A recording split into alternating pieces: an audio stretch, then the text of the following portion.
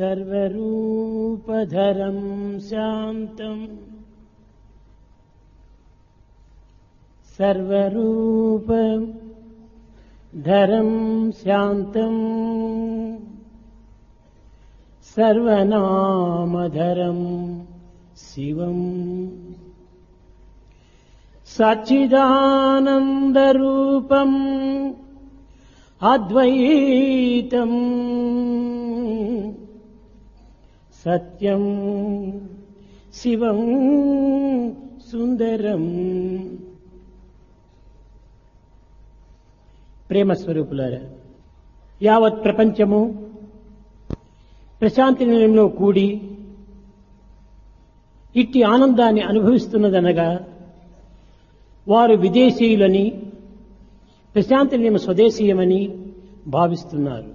ఎవరు స్వదేశీయులు, ఎవరి విదేశీయులు అనేటువంటి యొక్క భేదభావములు మనం విచారించినప్పుడు ఎక్కడ సత్యధర్మములు వికసిస్తూ ఉంటాదో, ప్రకటిస్తూ ఉంటాదో వారే భారతీయుడు. కేవలం భారతదేశంలో పుట్టినంత మాత్రమున అందరూ భారతీయులు కారు. భారతీయుల యొక్క సంస్కృతి సత్యం వద ధర్మం చెర. ఈ రెండింటి యొక్క సూత్రములను ఎవరు అనుసరిస్తారో వారే భారతీయుడు. ప్రపంచమంతయును ఒక పెద్ద భవనము. ఈ భవనములో అనేక విధమైనటువంటి రూములు కలిసి ఉంటాయి, గదులు. కాబట్టి ఒక్కొక్క దేశం కూడాను ఒక్కొక్క గది వంటిదే. కనుక యావత్ ప్రపంచమంతా కూడాను ఒక్క గృహమే. సర్వాంగములకు దేహము ఆధారమైనప్పుడు ఈ దేహములో ఒక హృదయం అనేటువంటిది ఒకటి ఉన్నదనేటువంటి సత్యాన్ని గుర్తించాలి. సర్వాంగములకు ఈ హృదయమే అన్నింటినీ సప్లై చేస్తూ ఉంటుండాలి. కనుక అన్ని దేశములకు కూడాను సత్యధర్మములనేటువంటి యొక్క ఈ ప్రాణతత్వమే అందరి యందు కూడాను విలీనమై ఉంటుండాలి. భగవంతుడు సృష్టికర్త అని భావిస్తుంటారు, విశ్వసిస్తుంటారు. భగవంతుడు జీవులను సృష్టించాడు, కానీ జీవులు దేవుణ్ణి సృష్టిస్తున్నారు. కాబట్టి జీవులు కూడాను సృష్టికర్తలే. భగవంతుడు సృష్టించుకోడు, భగవంతుణ్ణి భక్తుడే సృష్టిస్తున్నారు. పరమ భక్తుడైనటువంటి ప్రహ్లాదుడు తన భక్తి ప్రపత్తి చేతనే ఒక స్తంభమునందు నారసింహుని సృష్టింపజేశాడు. బాలుడైనటువంటి ధ్రువుడు నారాయణుని అరణ్యము లోపల సృష్టింపజేశాడు. కనుక సృష్టికర్త ఎవరనగా ప్రతి జీవుడు కూడాను సృష్టికర్తనే. ప్రతి జీవుడు కూడాను దేవుడే. కానీ దేహాత్మ భావమును పెంచుకోవటం చేతనే తాను ఒక పామరుడైన మానవుని వలె భావిస్తున్నాడు. సృష్టికి సృష్టికర్తకు ఉన్నటువంటి భేదము ఉపాధి మాత్రమే. ఉపాధిని విస్మరిస్తే ఉన్నది ఒక్కటే, అది ఏ ఆత్మతత్వం. ఒక్కొక్క ప్రాంతం వారు ఒక్కొక్క విధమైనటువంటి యొక్క పండుగలను గావించుకుంటూ దాన్ని పర్వదినముగా అనుభవిస్తూ వస్తున్నారు. ఇది కొత్త సంవత్సరమని భావిస్తున్నారు చైనీయులు. అయితే భారతదేశమునకును ఈ చైనా దేశమునకును ఏమాత్రము భేదము లేదు. ఈ చైనా దేశం వారు కూడాను ఒక నెల దక్షిణాయనమని, ఒక నెల ఉత్తరాయణమని భావిస్తూ ఉంటారు. భారతీయులు చాంద్రమాసము, సూర్యమాసమని విశ్వసిస్తుంటారు. ఇదే సంబంధమైనటువంటి విషయాన్ని ఈనాడు చైనా దేశంలో అనుభవిస్తున్నారు. భారతదేశంలో కొన్ని ప్రాంతముల వారికి ఉత్తరాయణం వచ్చినప్పుడు తదుపరి దీనిని ఒక విధమైనటువంటి నూతన సంవత్సరంగా విశ్వసిస్తుంటారు. ఇది చాంద్రమాసము అంటారు. మరికొంత ప్రాంతం వాళ్ళు సూర్యమాసం అంటారు. దీనినే చైనా దేశం లోపల కూడాను మూన్ డే అనగా మానసిక సత్వమైనటువంటి యొక్క చంద్రమాసమునకును ఒక సూర్యమాసమునకును ఎట్టి భేదము లేదని వారు భావిస్తుంటారు. Moon new year, sun new year అని చెప్తుంటారు. ఇవి రెండు కూడాను బయట ప్రపంచంలో మనం ప్రదర్శించేటువంటివి కాదు. మా మనసో జాత చక్షో సూర్యో అజాయత. కనుకనే ఈ మనసుకు చంద్రులకు చాలా సన్నిహిత సంబంధం ఉంటుండాలి. మానవుని యొక్క జ్ఞాన చక్షువుకును సూర్యునికును సన్నిహిత సంబంధం ఉంటుండాలి. ఇంకా లోతులకు దిగి విచారిస్తూ పోతే దేశములు కాని, భావములు కాని, పండుగలు కాని ప్రత్యేకంగా ఉండేటువంటివి కాదు. వీటికి మానవుని హృదయమే మూల స్థానము. కనుక మానవుని హృదయము లోపల సరి అయినటువంటి ఏకత్వం అనేటువంటిది ఆరంభమైనప్పుడు సర్వము కూడాను ఒక విధమైనటువంటి యొక్క ఏకస్వరూపాన్ని ధరిస్తుంది. సర్వరూపధరం శాంతం, సర్వనామధరం శివం, సచ్చిదానంద రూపం అద్వైతం, సత్యం శివం సుందరం. ఈ సత్యం, శివం సుందరము మూడింటి యొక్క ఏకత్వమే ఈ యొక్క మానవత్వం. దీన్ని ప్రాచీన కాలం నందు కూడాను ప్లేటో కూడాను దీన్ని వర్ణిస్తూ వచ్చాడు. అనగా వాడు సృష్టి యొక్క తత్వము లోపల మూడింటి యొక్క ఏకత్వాన్ని కూడాను చక్కగా విశదీకరింపుతూ వచ్చారు. ట్రూత్, గుడ్నెస్ అండ్ బ్యూటీ అని చెప్తూ వచ్చాడు ఈ ప్లేటో. దీనిని సత్యం, శివం, సుందరం అన్నారు భారతీయులు. పదములు వ్యత్యాసమైనప్పటికీ అందులో ఉన్నటువంటి అంతర్భావము అందరి మతములు ఎందుకును ఏకత్వంగానే ఉంటున్నది. ద్వైతము, విశిష్టాద్వైతము, అద్వైతము అని భారతీయులు ఏ విధంగా తెలుపుతున్నారో దీనిని పాశ్చాత్యులైనటువంటి క్రిస్టియన్స్ కూడాను మూడు రకములుగా వర్ణిస్తూ వచ్చారు. మొట్టమొదట I'm the messenger of God అన్నారు. రెండవది I'm the son of God అన్నారు. I and my father are one అన్నారు. దీనిని హోలీ గోస్ట్ అన్నారు క్రిస్టియన్స్. ఈ ఇందులోపల ద్వైతము, అద్వైతము, విశిష్టాద్వైతము మూడింటి తరువాత వచ్చేటువంటిదే తురియావస్థ అన్నారు. ముస్లింలు కూడా మొట్టమొదట I am in the light, I am in the light అన్నారు. తదుపరి the light is in me అన్నారు. మూడవది ఐ ఆమ్ ది లైట్ అన్నారు. ఇదే అద్వైతము అన్నారు. కాబట్టి ద్వైతము, విశిష్టాద్వైతము, అద్వైతము మూడింటి యొక్క ఏకస్థానమే మానవుని యొక్క హృదయము. కనుక పాత్రలు అనేకంగా ఉండవచ్చును. అన్ని పాత్రల యందు కూడా ప్రతిబింబించేటువంటి ఒక బింబము ఒక్కటే. అయితే ఇక్కడ భేదములు మానవత్వంలో ఉన్నటువంటి భిన్నత్వం చేతనే భేదములుగా గోచరిస్తూ ఉన్నాయి. కనుక వేదాంతము దీనిని అనేక రకములుగా బోధిస్తూ వచ్చింది. ఓ మానవుడా, నీవు అదే కాని అది నీవు కాదు అని. నీవు అదే కానీ అది నీవు కాదు. ఇందులో ఉండినటువంటి యొక్క వ్యత్యాసం ఏమిటి? ఒక నీటి తొట్టి ఉంటుండాలి. ఆ నీటి తొట్టి దగ్గరికి నీవు వెళ్లి నీ ప్రతిబింబాన్ని ఆ నీటిలో చూస్తావు. అది నేనేను అంటావు. అయితే ఆ ప్రతిబింబాన్ని పట్టుకుని కొట్టితే నీకు దెబ్బలు తగలవు. నీవు అదే కాని ఆ దెబ్బలు నీకు తగలటం లేదే, కాబట్టి నీవు అదే కాదు. అయితే దానిని నీవు తిట్టితివా నీకు కోపం వస్తుండాలి. దెబ్బలు తగలవు, కానీ తిట్టినప్పుడు మాత్రము రెండింటి యొక్క ఏకత్వం ఏమవుతుండాలి. అదే విధంగానే దేహంలో అనేటువంటిది ఒక పాత్రల వంటివి. ఉపాధి ఇది కేవలం ఒక నెగిటివ్. కనుకనే దేహో దేవాలయ ప్రభుత్వ జీవో దేవ సనాతన అని. ఇది కేవలం ఒక విధమైనటువంటి మందిరం వంటిది మాత్రమే. దేహం అనేటువంటిది ఒక ఇన్స్ట్రుమెంట్, మైండ్ అనేటువంటిది ఒక పనిముట్టే, ఇంద్రియములు అనేటువంటివి ఒక పనిముట్లే. ఇవన్నీ కూడా నువ్వు పనిముట్లే. దీనిని నీవు వినియోగించుకునేటువంటి విధానంలో దీని యొక్క ఏకత్వం మనం గుర్తించాలి. ఇది నేను అంటున్నావా, లేక ఇది నా దేహం అంటున్నావా? ఇది నా దేహం అనుకుంటున్నావు, కానీ దేహమే నేను చెప్పటం లేదు. ఆ దేహము అనుకున్నప్పుడు నీవు ప్రత్యేకంగా ఉంటున్నావు. ఇది నా హ్యాండ్ కర్చీఫ్, ఇది సపరేట్, నేను సపరేట్. అదే రీతిగా ఇది నా దేహం అనుకున్నప్పుడు నా దేహం వేరు, నేను వేరు. సూక్ష్మ రూపకంగా బోధించినటువంటి who are you, this is my body, my mind, my బుద్ధి, మై చిత్తము, మై ఇంద్రియము, బట్ హూ ఆమ్ ఐ. ఇది వేసుకుంటే అక్కడ నీవు ప్రత్యేకంగా గోచరిస్తున్నావు. కనుకనే ఈ మై అనేటువంటిది మాయా. ఈ మాయా అనేటువంటిది ఎక్కడి నుంచి వస్తుంది? లేని దానిని ఉన్నట్టుగా భావించడమే మాయా. మాయా భగవంతుని యొక్క ఉపాధి.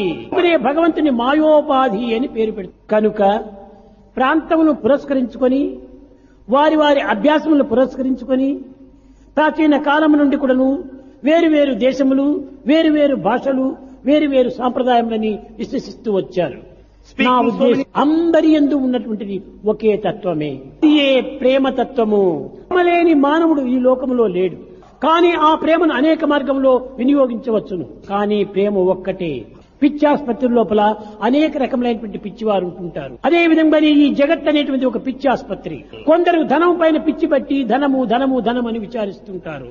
కొంతమంది ఆరోగ్యం పైన పట్టి నా ఆరోగ్యం ఆరోగ్యం ఆరోగ్యం అనేటువంటి పిచ్చితో వారు పరితపిస్తుంటారు. మరికొందరు పదవి యొక్క పిచ్చి బట్టి పదవి పదవి పదవి అని పదవి కోసమే ప్రాకులాడుతుంటారు. ఈ విధంగా ఒక్కొక్క వ్యక్తి ఒక్కొక్క విధమైనటువంటి దానిని వాంఛించి దానిని పురస్కరించుకొని చింతిస్తూ ఉంటారు. ఇందులో మరికొంతమంది దేవుడు దేవుడు అని దేవుని యొక్క పిచ్చి పట్టి ఉంటారు. కానీ ఈ అన్ని పిచ్చిల లోపల కూడాను ఈ దేవుడు అనేటువంటి పిచ్చి చాలా ఉత్తమ పిచ్చి. మానవుడు 12 విధములైనటువంటి చింతలతో మునిగి ఉంటున్నాడు.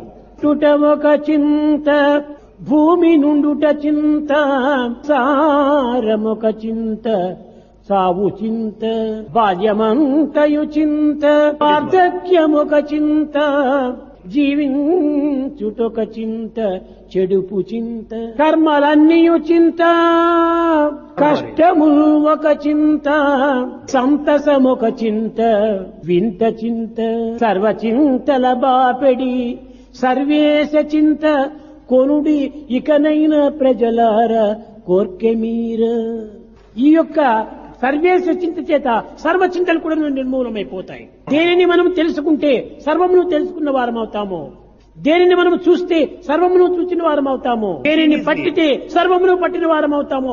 తలుపు తట్టితే తలుపులు తెరవబడుతుంది. పిలిస్తే పలుకుతాడు, అడిగితే ఇస్తాడు. మూడు కూడాను ఉపనిషత్తుల యొక్క సత్యమే. అయితే ప్రతి మానవుడు కూడాను తలుపులు తడుతున్నాడు, అడుగుతున్నాడు. కానీ దేనిని అడుగుతున్నాడు, దేనిని తలుపు కొడుతున్నాడు. కానీ కొట్టవలసిన తలుపులు కొట్టడం లేదు. మోక్ష ద్వారాన్ని మనం తెరవమని తట్టాలి. కానీ మానవుడు ఈనాడు నరక ద్వారాన్ని తడుతున్నాడు. ఆత్మానందాన్ని కోరవలసినటువంటి మానవుడు ఈనాడు లోకానందమునకై పరితపిస్తున్నాడు. నీ సన్నిధే నా పెన్నిధి అని కోరవలసినటువంటి మానవుడు ఈనాడు సన్నిధికి దూరంగా వెళ్లిపోతున్నాడు. దైవాన్ని అడగాలి, జన్మాన్ని తరింపజేసుకోవాలి, మోక్షద్వారంలో ప్రవేశించాలి. కానీ ఈనాడు అడగటము దైవాన్ని అడగటం లేదు, దయ్యాలను అడుగుతున్నారు. ఇలాంటి మానవత్వం లోపల ఇంక దివ్యత్వం ఏ రీతిగా వారు దర్శించగలరు? ఎక్కడనూ నీవు పోయి దర్శించనక్కర్లేదు. నీది అనేటువంటిది విచారించాలి. చెప్పినది నీది కాదు, వ్రాసినది నీది కాదు, చేసినదే నీది. కనుకనే ఈనాడు చేయకుండా చెప్పుతున్నాము, అనుభవించకుండా రాస్తున్నాము. కనుకనే ఆనందానికి అతి దూరం అయిపోతుంది. కనుకనే చెప్పేదానికంటే చేసి చూపించడం చాలా అవసరం. చెప్పటం చాలా సులభము, చేయటం చాలా కష్టము. చెప్పినటువంటిది చేసినప్పుడే నిజమైనటువంటి ఒక సాధన ఏర్పడుతుంది. చెప్పుట సులభంబు కష్టంబు, రాతకైన వాణి తాతకైనా. కనుక మనము చెప్పినటువంటి చెయ్యాలి. నీ మానవత్వం అనేటువంటిది నిరూపించిన వాడు. Proper study of man kind is man అన్నారు. థాట్స్, వర్డ్స్, యాక్షన్ మూడింటి యొక్క ఏకత్వం కావాలి. దీనినే ప్రాచీనులు త్రిపుటము ఏకత్వము అన్నారు. చరణ శుద్ధి అన్నారు. హృదయం శుద్ధిగా ఉండాలి, పరిశుద్ధిగా ఉండాలి. క్రియ రెండింటికి సంబంధించినవిగా ఉండాలి. కానీ తలచటం వేరు, చెప్పటం వేరు, చేయటం మరొకటి అయిపోతుంది. మానవుణ్ణి దురాత్ముడు అని పేరు పెట్టింది వేదాంతం. మనస్సు యొక్క ఏకత్వము, మాట యొక్క ఏకత్వము, చేతల యొక్క ఏకత్వము మహాత్మము అన్నారు. వచస్ అన్యత్, కర్మ అన్యత్, దురాత్మనం అన్నారు. ఈనాడు మనం త్రిగుణ శుద్ధిని ఏకపరచుకోవాలి, తత్వాన్ని అభివృద్ధి పరచుకోవాలి, భిన్నత్వాన్ని దూరం చేయాలి. అప్పుడే నీ యందు దైవత్వం ప్రకాశిస్తుంది. దేవుడనగా వేరు దేశమందును లేడు, దేవుడనగా తనదు దేహమందే. పాపమనగ వేరు పరదేశమున లేదు, తాను చేయు పనుల తగియిండు. పాపం కాని పుణ్యం కాని మరొక ప్రదేశంలో లేదు. ఎట్టి చర్యలో అట్టి ఫలితము, ఎట్టి మంటను అట్టి పొగ, ఎట్టి పొగను అట్టి మేఘము, ఎట్టి మేఘము అట్టి వర్షము, ఎట్టి వర్షము అట్టి పంట, పంటను అట్టి తిండి, ఇదో అట్టి మనసు.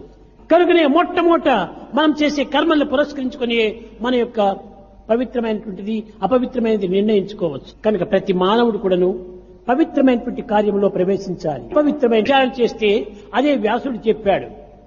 పరోపకార పుణ్యాయ పాపాయ పరపీడనం అన్నారు. పరపీడనం ఇదే పాపం అన్నారు. అనగా దీనిని పరులను పీడించేటువంటిది పాపం అన్నారు. కాదు కాదు, పరము, పరమనగా ఆత్మతత్వము. ఆత్మతత్వాన్ని భిన్నత్వంగా భావించడమే పాపం అన్నారు. అన్నటువంటిది ఆత్మ ఒక్కటే, భిన్నంగా నీ యందు నా యందు వేరువేరుగా ఉన్నది భావించడమే పాపం అన్నారు. తిట్టడము, ఎవరినో తిట్టడము, ఎవరినో ఇవి కాదు పాపము. ఏకత్వాన్ని భిన్నత్వంగా భావించడమే పాపం అన్నారు. పరోపకార పుణ్యాయ అన్నాడు. పరమనగా తిరిగి ఆత్మనే. ఆత్మకు సమీపించడమే పుణ్యము అన్నారు. సమీపము, ఆత్మకు సమీపంగా పోవటమే పుణ్యము. భిన్నంగా మనం భావించడమే పాపము. కనుక వేదాంతం ఇంత సులభంగా కూడాను చక్కని రహస్యాన్ని విపులీకరించేస్తుంది. కనుక దేశములు భిన్నము కాదు, భాషలు వేరు కాదు, కానీ అన్నింటి యొక్క అంతరార్థం ఒక్కటే. ఇందులో లోపల నీరు ఉంది. తెలుగు వారంతా దీన్ని నీరు అంటున్నారు, ఇంగ్లీష్ వారంతా వాటర్ అంటున్నారు, హిందీ వాళ్ళంతా పాని అంటున్నారు, వాళ్ళంతా తన్ని అంటున్నారు, సంస్కృత వాడు వారి అంటున్నాడు. చెప్పినా ఈ నీటిని ఎవరు మార్చలేదు కదా. నీరు ఒక్కటే. ఈ పదములు వేరు వేరుగా ఉంటున్నాయి. మనం భ్రమించి వేరో భిన్న భిన్నంగా ఉన్నదని భావించుకోవటమే ఇది ఒక పెద్ద పాపం. ఏకత్వాన్ని భిన్నత్వంగా తీసుకోకూడదు. నాడు ప్రపంచం లోపల ఏకత్వాన్ని భిన్నత్వంగా భావించేటువంటి మేధావులు దినదినాభివృద్ధి పొందిపోతున్నారు. భిన్నత్వాన్ని ఏకత్వంగా చూసేటువంటి వ్యక్తులు చాలా తక్కువగా ఉంటుంది. ఈనాడు అనేకత్వాన్ని ఏకత్వంగా చూచేటువంటి యొక్క వ్యక్తులు అభివృద్ధి కావాలి. దేశ సమస్యలన్నీ కూడా పరిహారం అవుతాయి. ఏనాడు మానవత్వంలో ఉండినటువంటి యొక్క దివ్యత్వాన్ని మనం ఏకత్వంగా భావిస్తామో అప్పుడే ఈ యొక్క సమాజం లోపల సంఘర్షణలు సమాప్తి అయిపోతాయి. ఈ భిన్నత్వం చేతనే ఈ క్రోధములు, తాపములు, పాపములు అన్ని జరిగిపోతూ ఉంటున్నాయి. క్రోధమే యమధర్మరాజు, కోరికలే దీనికి తగినటువంటి యొక్క నది. యమధర్మరాజు దగ్గరికి పోయేటప్పుడు ఒక నదిని దాటవలసి వస్తుందట. కోరికలే వైతరిణి నది, క్రోధమే యమధర్మరాజు. దీనికి ఆత్మతత్వమే సరి అయిన మోక్షస్థానము. యమ అనగా ఏమిటి? యమ అనగా ఇంద్రియముల నిగ్రహమే యమ. దీనిని నిగ్రహించుకున్నప్పుడు ఇంతకంటే మనకు స్వర్గం వేరే. నిగ్రహాన్ని సాధించినటువంటి వాడు అనుగ్రహాన్ని కూడా సాధించగలడు. మానవుడును నిగ్రహ అనుగ్రహాలను సాధించినటువంటి వ్యక్తిగా తయారు కావాలి. స్వరూపులారా, కొత్త సంవత్సరాలు ఒక్క సంవత్సరం వరకు మనం కాచుకోనక్కర్లేదు. సెకండ్ కూడా మనకు కొత్త సెకండే కనుక ప్రతి సంవత్సరం కూడా కొత్త సంవత్సరాలు జరుగుతూనే ఉంటున్నాయి. ఎన్ని కొత్త సంవత్సరాలు గడుపుకున్నామో, ఎన్ని కొత్త సంవత్సరాలు పండుగలు చేసుకున్నామో, కానీ ఒకదాని ఎందుకు కూడాను ఏ మార్పు కూడా మనలో కనిపించటం లేదు.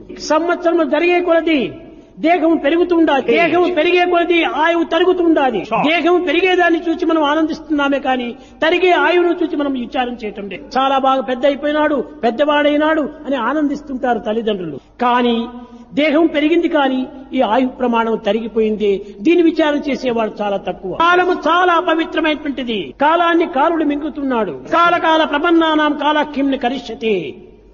అయితే ఆ కాలాన్ని కూడా మింగేటువంటి వాడు భగవంతుడు. కనుకనే మనము ఈ కాలాన్ని ఒక క్షణం కూడా వ్యర్థం చేయకుండా చూసుకోవాలి. కాలమును వ్యర్థం చేస్తే మన కాయమునే వ్యర్థం చేసుకున్న వారం అవుతాము. దేనినైనా మనం వినియోగం చేయవచ్చును, దేనినైనా వ్యర్థం చేసుకోవచ్చును, కాలమును మాత్రం వ్యర్థం చేయకూడదు. కనుక కాలమును సార్థకం గావించుకునేటువంటి వాడే మహాపుణ్యవంతుడు. వ్యర్థమైనటువంటి మాటల చేత, వ్యర్థమైనటువంటి యోచనల చేత మన కాలమును అపవిత్రం చేయకూడదు. కాలస్వరూపుడు కనుకనే సంవత్సరాయ నమః అన్నాడు భగవంతుడిని. కాబట్టి సంవత్సరం అంటే ఒక సంవత్సరమే కాదు, 12 నెలలు కాదు. సంవత్సర అనగా దేవునికి సంవత్సరం అని పేరు. కనుకనే ఈనాడు మనము సంవత్సర స్వరూపుడైనటువంటి భగవంతుని చింతించక సంవత్సరాన్ని మాత్రమే చింతిస్తున్నామే కానీ ఆధారాన్ని చూడటం లేదు. ఈ టవర్ దేనిపైన ఉంటుండాలి? టేబుల్ ఆధారంగా ఉండటం చేతనే ఈ టవర్ నిలిచగలిగింది. కానీ టేబుల్ ను చూడటం లేదు, కర్చీపులు మాత్రమే చూస్తున్నాము. కనుక ఈనాడు ఆధారం అనేటువంటిది దైవత్వం. దైవం పైన సర్వ ఆదేయములు కూడా జీవిస్తున్నాయి. కనుక ఆధార ఆదేయములు రెండింటి యొక్క ఏకత్వాన్ని మనం గుర్తించాలి. దీనిని అద్వైతము అన్నారు. ఇది వస్త్రము కాదు, దారముల యొక్క చేరిక కాదు, ఇది ప్రత్తి. మూడింటి యొక్క ఏకత్వమే అద్వైతం. దారము, ప్రత్తి, బట్ట అని 3 చెబుతున్నాము. కనుక మనం ఈనాడు జీవించడం అనేటువంటి దాన్ని చక్కగా గుర్తించడానికి ప్రయత్నించాలి. క్రిస్టియన్ లోపల కూడాను ఈ జేసస్ ఒకానొక సమయంలో ఒక వ్యక్తిని చూచి ఆకలి అవుతున్నది బాధపడుతుండగా ఒక చేపని ఇచ్చాడు. తదుపరి 2వ దినం ఆ వ్యక్తి దగ్గరికి వచ్చాడు. నాయన, నిన్న ఇచ్చినటువంటి చేపను మాత్రం నిన్న భుజించావు, తిరిగి ఈనాడు ఆకలి వేస్తుండాలి, ఈనాడు ఏం భుజించగలవు? నేను ఎన్ని దినములను నీకు చేపలను ఇచ్చి నిన్ను ఆకలి తీర్చేది?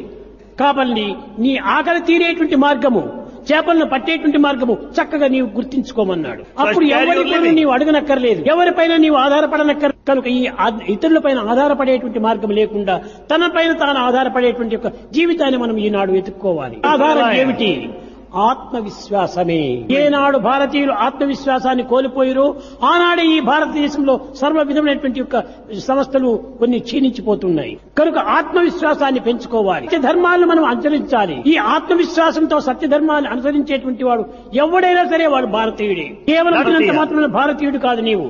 ఈ దేశానికి ప్రాణ సమానమైనటువంటి ఈ మూడింటిని నీవు చక్కని అనుసరించాలి. కనుక విదేశీయులు స్వదేశీయుల భేదము కేవలం దేశాన్ని పురస్కరించుకొని కాదు చెప్పవలసింది. వారి విశ్వాసముల గురించి మనం విచారించాలి. అదే విశ్వాసము. ఆ విశ్వాసమే లేకపోతే ఏమి ఉండి కూడా ప్రయోజనం లేదు. కనుక ఈనాడు మనం పెంచుకోవాల్సినటువంటిది ఆత్మవిశ్వాసాన్ని పెంచుకోవాలి. అది నిజమైనటువంటి యొక్క స్పిరిచువల్, ఆ నిజమైనటువంటి యొక్క ఆధ్యాత్మికమైనటువంటిది ఈ ఆత్మవిశ్వాసం పైనే ఉంటుండాలి. ప్రేమ స్వరూపులారా, ఈ నూతన సంవత్సరాల కోసమని ఒక సంవత్సరం మనం కాచుకోనక్కర్లేదు. ప్రతి సెండు కూడా నూతనమైనటువంటి రీతిగా మీరు విశ్వసించి నూతన భావాలతో మీరు ఉత్తేజవంతులు కావాలి.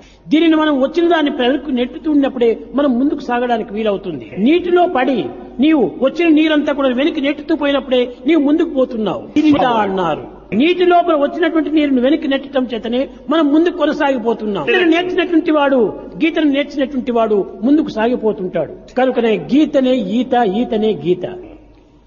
ఈ రెండింటి యొక్క ఏకత్వాన్ని మనం చక్కగా గుర్తించుకోవాలి. మనం పెరిగిపోతున్నామే కానీ మనలో ఉన్నటువంటి యొక్క పవిత్రత ఏమాత్రము పెరగటం లేదు.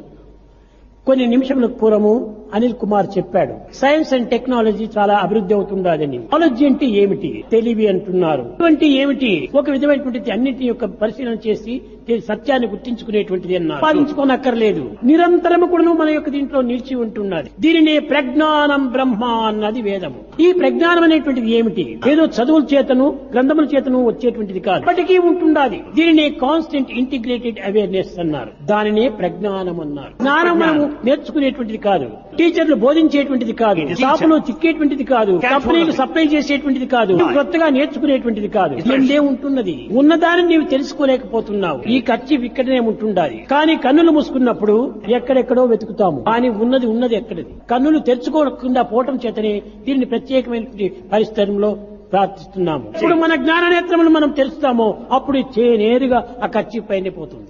దీనిపైన మనం శ్రద్ధను చూపటం లేదు. ఈ లౌకికమైన భౌతికమైన ప్రాకృతమైనటువంటి విషయాల్లో ఎంత శ్రద్ధాభక్తులు మనం అనుభవింపచేస్తున్నామో దానిలో 1000 ఒక భాగం చూసినా కూడా చాలు. కనుకనే మనము ఈ ఉండేటువంటి ఈ సంకుచితమైనటువంటి యొక్క దేహముతో అల్పకాలముతో మనం కాలంనంత వ్యర్థం చేయకూడదు.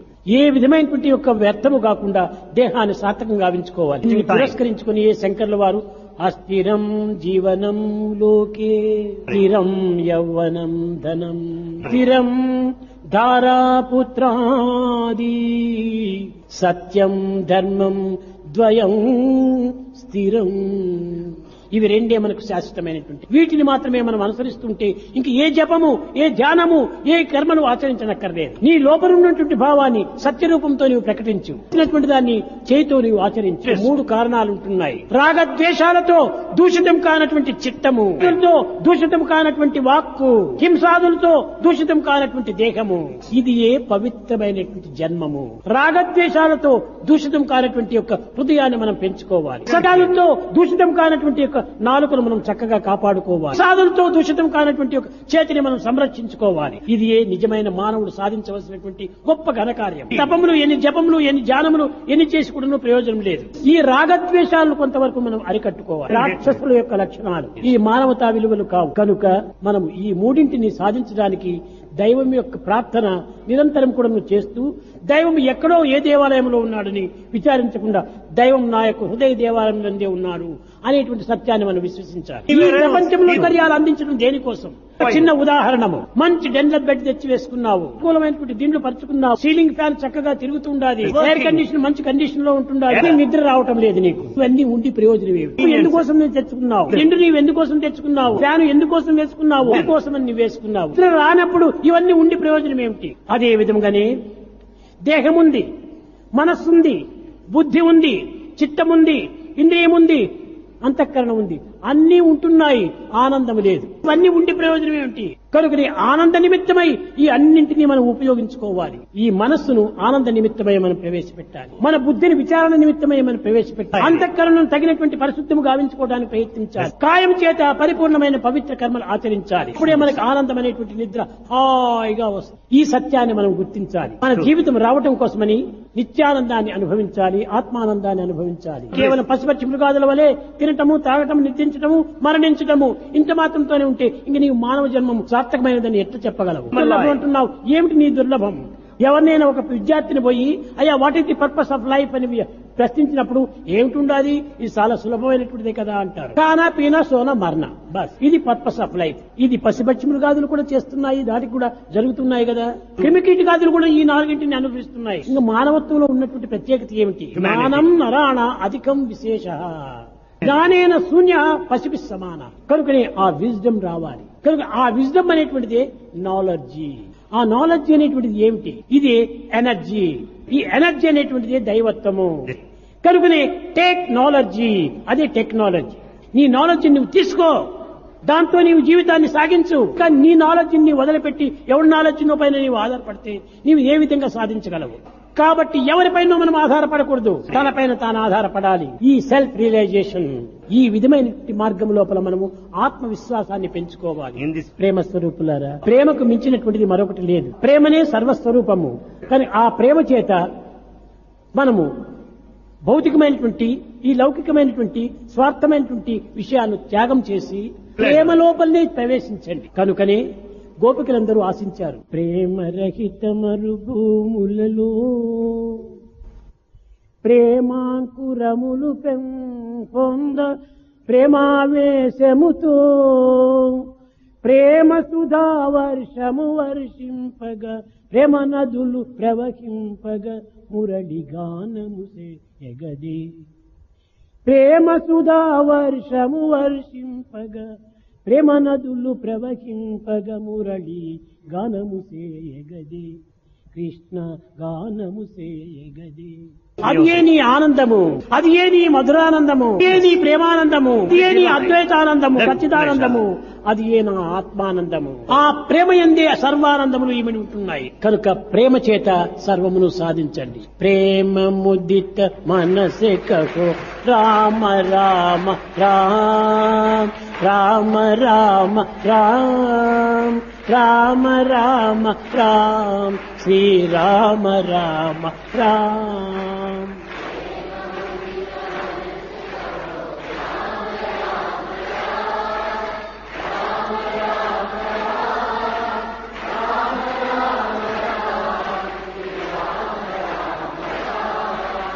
पाप कटे दुख मिटे लेत राम नाम.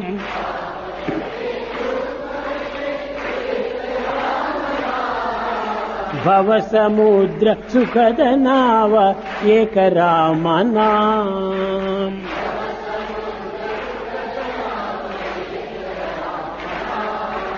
परम शांति सुख निधान दिव्य राम नाम.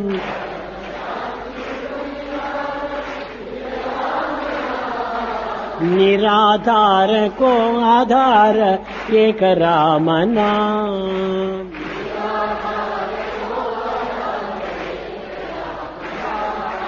माता पिता बंधु सखा सब ही राम नाम.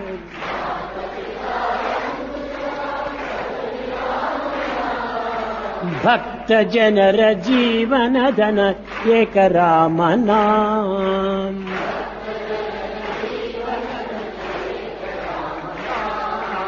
भक्त जनर जीवन धन एक राम नाम.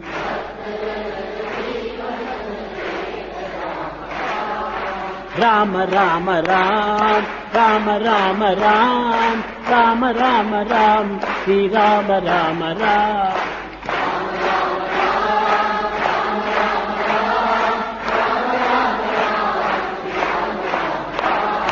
राम राम राम राम राम राम राम राम राम श्री राम राम राम.